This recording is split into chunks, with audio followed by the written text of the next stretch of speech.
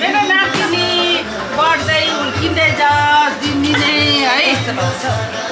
आशिष होस् धेरै ठुलो भएर राम्रो पढाइ लेखाइ गरेर ठुलो नातिनी भएर एकदम ठुलो भएको होस् है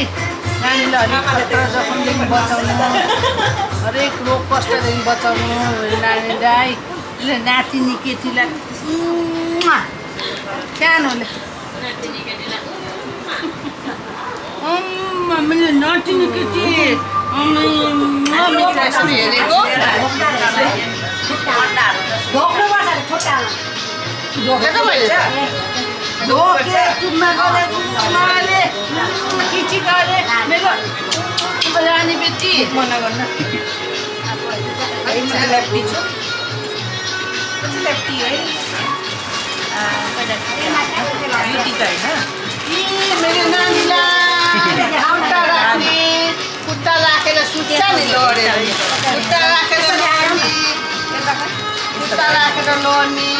खुट्टा राखेर लोली लोली गर्ने खुट्टा राखेर लोली लोली गर्ने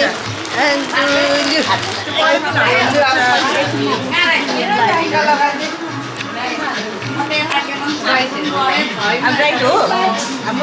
मेरो राइट राम्रो होइन कहिले राम्रो हाम्रो राम्रो राइट जति नभए अलिकति पढाइ लिखा गरेर ठुलो भएर एकदम अजीको घरतिर पनि आउनु ल अजीको घरतिर ठुलो भएर मम्मीसँग आप्पासँग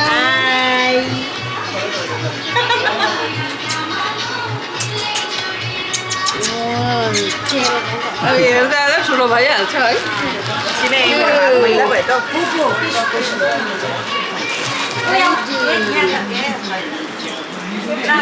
भएर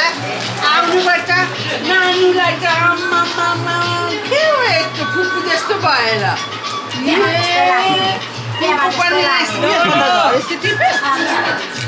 पक्रै टाइटले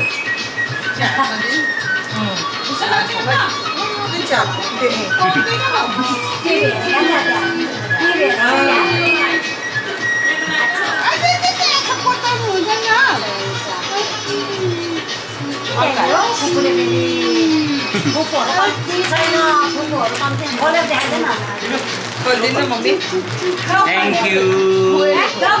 Nam say thank you.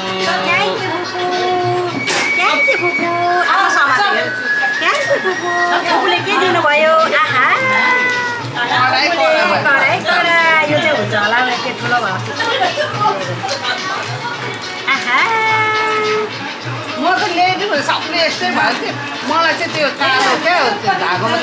चाँदी साँदी बाँधेको घुमुर धुँदैको हेरिरहेको थिएँ कि अब यस्तो यस्तो मात्र रहेछ त्यो ल्याइदिनु पऱ्यो म चाहिँ म सबै एउटै हुन्छ होला भनेर मैले चाहिँ ल्याइनँ नेपाली